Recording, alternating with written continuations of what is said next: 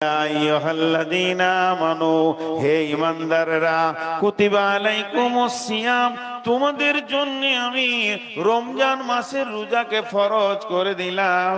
তোমাদের জন্য রোজা রাখতেই হবে, রাখতে হবে নয়, রাখতেই হবে, এতটা ফরজ করে দিলাম। তোমরা খেতে পাবে না, পানাহার পাবে না, বিবি পাবে না, এগুলো সব তোমাদের বিরত হয়ে যাবে।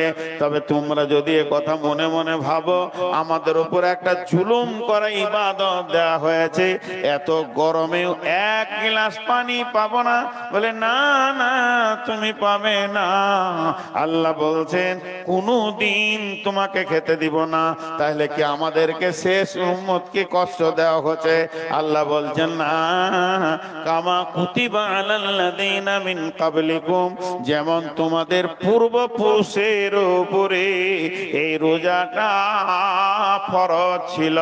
রোজা একালের নয়, উম্মতে মুহাম্মাদের নয়, এই রোজাটা পূর্ব থেকেই চলে আসছে ফরজ। এই রোজা তোমাদেরকে রাখতেই হবে, না খাওয়ার ইবাদতটা করতেই হবে।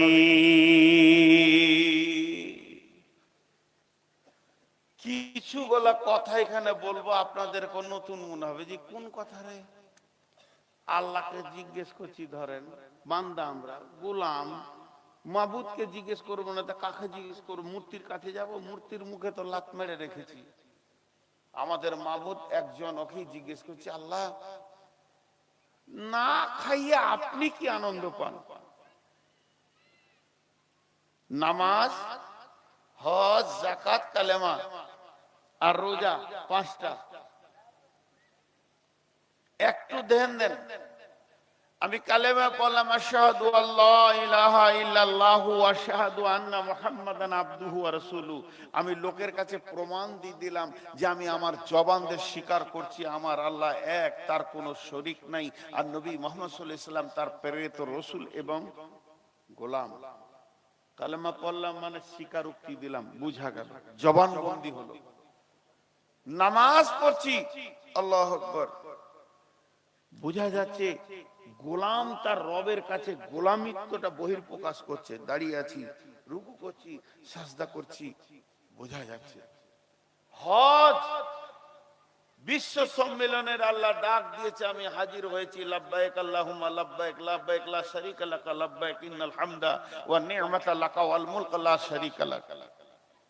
এটাও বোঝা যাচ্ছে। যাকাত, আল্লাহ নির্ধারিত ট্যাক্স আমি দিলাম, আল্লাহ আমার কাছে পাবে, এক গোলামের কাছ থেকে পাবে, টাকাটা নিয়ে গরিব গোলামকে আল্লাহ দেবে। আল্লাহ এটা সিস্টেম। আমাকে আল্লাহ মাল দিয়েছে, আমার কাছ থেকে 50,000 বের করে নিয়ে 20টা 50টা গরিবকে দিয়ে দিলে খাগা তোরা, এটা আল্লাহর সিস্টেম। তার ট্যাক্সকে আমরা দিলাম, বুঝতে পারলাম। নামাজ বুঝলাম, কালেমা বুঝলাম, হজ বুঝলাম, যাকাত বুঝলাম। নামাজের বর্ডার কতটা? নবীজি বলছেন, আত-তাসলিমু তাহলিলুহা ওয়া তাকবীরু তাহরিমাহা। তাকবীরে তাহরিমাতে নামাজ শুরু হয়, আর যখন সালাম ফেরা হয় তো নামাজ শেষ হয়ে যায়। এই মধ্যখানটার নাম হলো সালাত। ও আমার আল্লাহ, রোজা কাকে বলে, সম কাকে বলে? সমে কি দাঁড়িয়ে দাঁড়িয়ে জিকির করব, না শুয়ে শুয়ে থাকবো, না বসে থাকা? সমে রুকু নাই, সমে সাজদা নাই, সমে কিয়াম নাই, সমে তাসাহুদ নাই, সমে দোয়া নাই, শুধু মুখ দিয়ে খেতে পাবি না, এটার নাম হচ্ছে সম। অতএব বন্ধুরে, আমার আল্লাহ বলছে, আল্লাহ কতক্ষণ? সুবে সাদেকের আগে তুই খাওয়া সেরে নিবি, পানাহার সেরে নিবি, তোর যা দরকার আছে সমস্ত গুলোকে তুই সেরে নিবি। কতক্ষণ পর্যন্ত তোর মুখ বন্ধ থাকবে? যতক্ষণ পর্যন্ত গরুব শামস না হয়েছে, অর্থাৎ পশ্চিম দিকে সূর্য যতক্ষণ না ডুবেছে। সাদা ভাষায় বলছে, মাগরিবের আজান যতক্ষণ না হয়েছে খেতে পাবি না।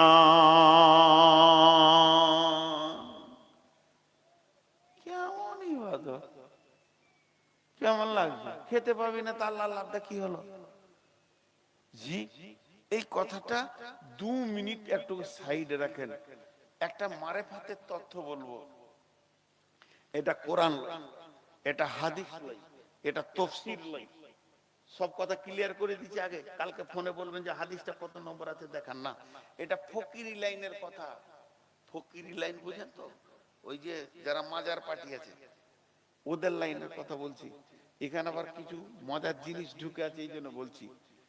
আল্লাহ আত্মাকে তৈরি করলে, দেহ লয় আত্মাকে, দিয়ে আত্মাকে বলছে ইয়া নাফসি মান আনা,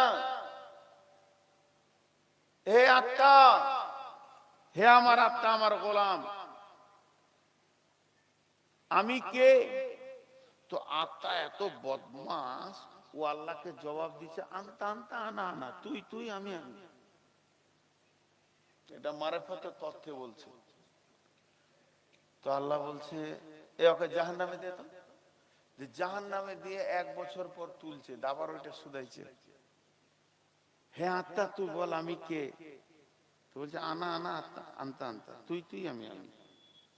3 বার এরকম জবাব দিয়েছে, আল্লাহকে আল্লাহ স্বীকার করছে না। যে আল্লাহ বলছে ওকে জাহান্নামে দে, কিন্তু খেতে দিস না। জাহান্নামের যে খাবারগুলো আছে, জাকুম, জারি, পিঁজ, রক্ত, গাসা, এগুলো দিস না। 1 বছর খেতে দেয়নি। তারপরে যখন তুলে ওকে জিজ্ঞেস করছে, ও শুকিয়ে গেছে, আল্লাহ জিজ্ঞেস করছে আমি কে রে? তখন বলছে আনতা রব্বি।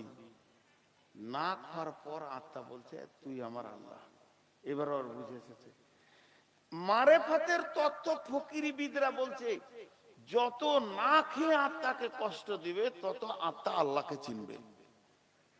আর যদি পেট ভরে খাও, তোমার দিমাগে তালা লেগে যাবে, আর তুমি বেহুশ বিলাসিতা হবে, মসজিদ মাদ্রাসার দরজা খুঁজে পাবে না, তুমি মাতাল হয়ে যাবে। এটা মারেফাতের তত্ত্ব বলছে আপনাদেরকে। আমি এতক্ষণ মারেফাত শোনালাম, এটা বুখারী মুসলিম নয়।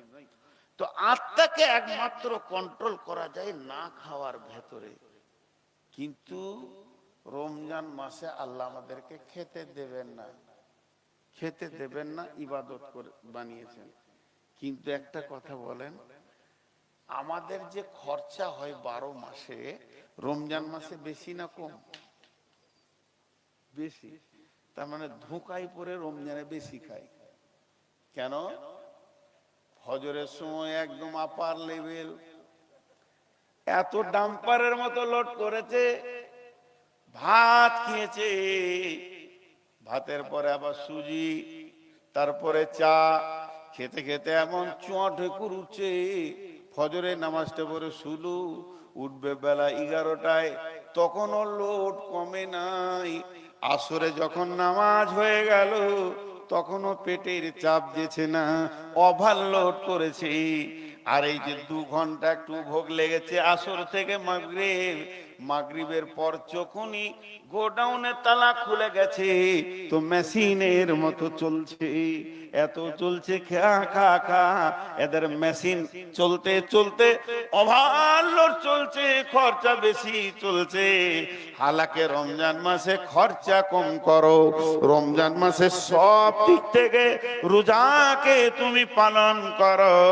আল্লাহ তাবারাক ওয়া তাআলা বলছেন, আল্লাহকে আমি বলছি আল্লাহ আমি খেলে কি আপনার বিগড়ে যায়, আমি না খেলে কি আপনার লাভ হয়? আল্লাহ তার উত্তরে বলছেন ইয়া আইয়ুহাল্লাযীনা আমানু কুতিবা আলাইকুমুস সিয়ামু কামা কুতিবা আলাল্লাযীনা মিন ক্বাবলিকুম। হে ঈমানদারেরা, আমি তোমাদের উপরে রমজানের রোজাকে ফরজ করে দিলাম, যেমন তোমাদের পূর্বপুরুষের উপরে করেছি।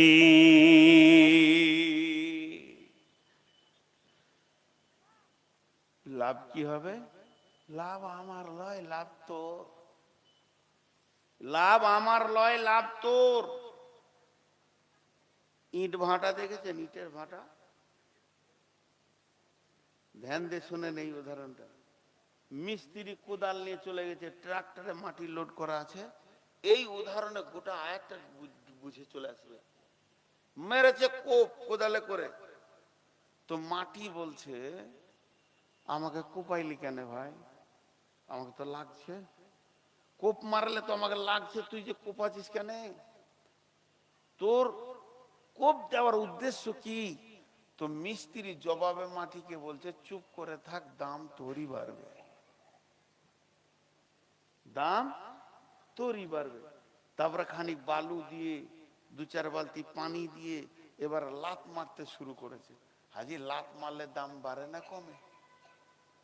এখন যদি কেউ উঠে আমার মুখে একটা লাত মেরে দেয়, ওকে যখন লাথের উপরে লাত চালাচ্ছে, ও তখন বলছে, এত লাত খাবি কেন? আমি গরু চুরি করেছি নাকি? বলে, চুপ কর, তোর দাম বাড়াইছি, আমার লাতের যে কি দাম তুই বুঝবি, চুপ কর। মাটি ঠিক মতো হয়ে গেল, ফরমাতে ভরে আবার 2টা কিল বা থাপ্পড় মেরে দিলে, বলে এখনো কি রাগ মিটিনি? বলে, চুপ কর, দাম আমার লয়, দাম তোর বাড়ছে।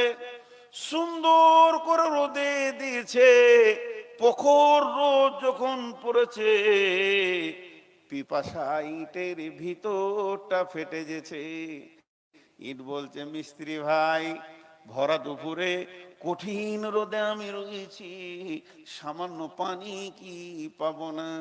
মিস্ত্রি বলছে, পানি 1 গিলাস তো দূরের কথা, একটা ফোঁটাও দিব না, যত শুকাবি তত দাম বাড়বি। এরপরে শুকিয়ে গেল, এখনো রাগ মিটেনি।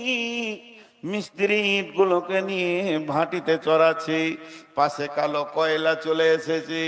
কয়লাকে যখন ইট দেখেছে, তখন মিস্ত্রিকে বলছে, ভাই, এমন একজনের সঙ্গে আমাকে রাখছো, ও নিজে জ্বলবে, আমাকে জ্বালাবে, এটা কেমন করে মানা যায়? মিস্ত্রি বলছে, ভালো করে পুরবি তো বেশি দাম হবে 1 নম্বর, আর যদি আর একটু কম পুরিস তো 2 নম্বরে চলে যাবি, তার থেকে কম পড়লে 3 নম্বরে যাবি, না পুরলে ভেঙে গেলে ছালট হয়ে রোডের ধারে পড়ে থাকবি, কোনো পাকা জায়গায় যাবি না।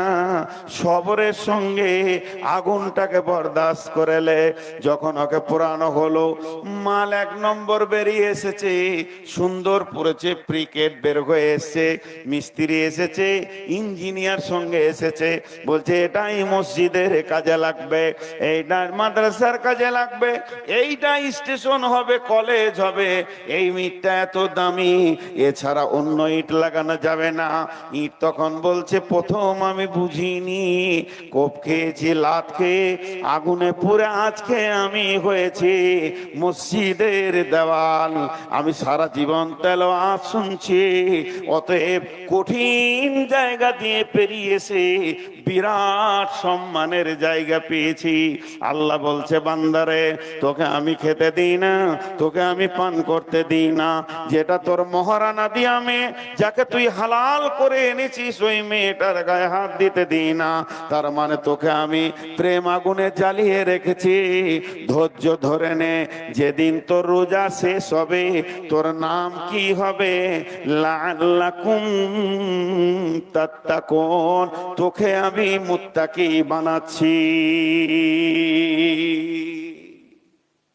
যাতে করে তুই মুত্তাকি হয়ে যাবি।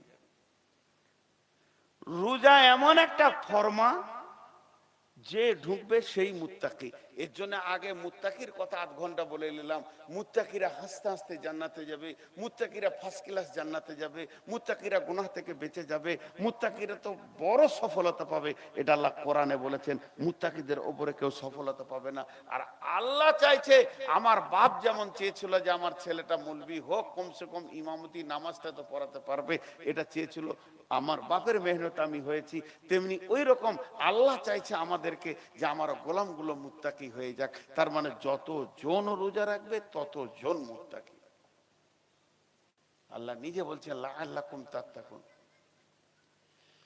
রমজান মাসটার নাম শুধু রমজান মাস নয়, রমজান মাসের পরিচিতি বেশি ঘটে গেছে, তাই রমজান মাসটার নাম শুধু রমজান মাস নয়, এই মাসটার নাম রমজান মাস, এই মাসটার নাম রহমতের মাস, এই মাসটার নাম মাগফিরাতের মাস, এই মাসটার নাম হলো হেদায়েতের মাস, এই মাসটার নাম হলো জাহান্নাম থেকে মুক্তির মাস, এই মাসটার নাম নুজুলে কোরআনের মাস, এই মাসটার নাম তেলাওয়াতে কোরআনের মাস, এই মাসটার নাম জিকিরের মাস, এই মাসটার নাম তওবা করার মাস।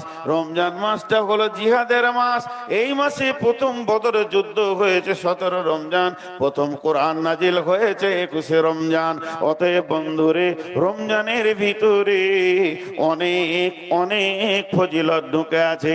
এই রমজানের ভিতরে একটা দিন রাত আছে যার নাম হলো শবে কদর। এই রাতটা হলো কান্না করার মাস। এই মাসের ভিতরে বান্দা তার গোলামের সাথে সম্পর্ক বাড়াবে। তার জন্য আল্লাহ বলছেন, শাহরু রমাজান আল্লাযী উনজিলা ফীহিল কুরআন। এই রমজান মাসে কোরআন নাজিল হলো, হেদায়েত নিয়ে হলো, রহমত নিয়ে হলো। আর পৃথিবীতে আসলো মাগফিরাতের জন্য, পৃথিবীতে আসলো মানুষকে নূরের আলো দিতে। এটা নূরের মাস। এই পৃথিবীতে আলো মানুষকে রাস্তা দিতে, এটা সাবিলের মাস। এই মাসটা অনেকগুলি নাম আছে। অতএব বন্ধুরে, আল্লাহ তাবারাক ওয়া তাআলা তার গোলামদেরকে বলছে, গোলাম আমার প্রেমের রোজাটা তোমরা রাখো।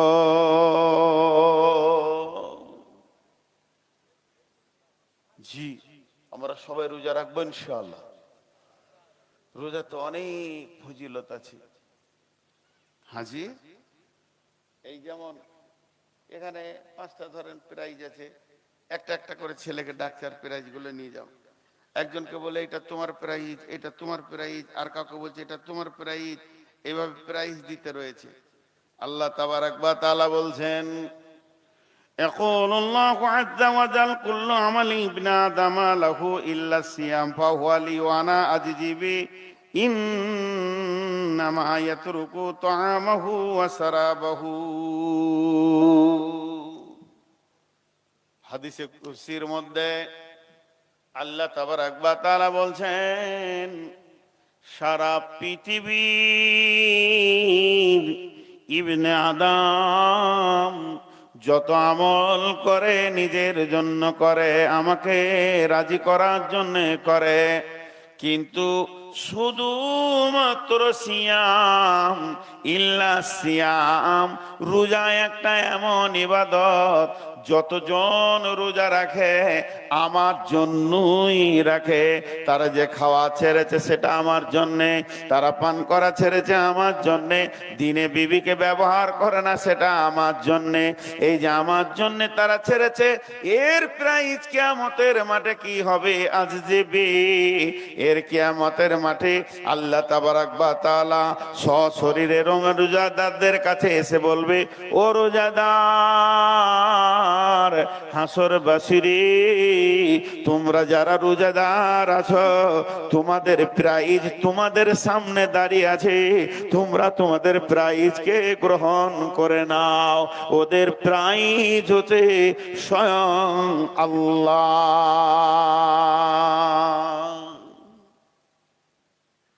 জি, রোজাদারদের প্রাইজ স্বয়ং আল্লাহ।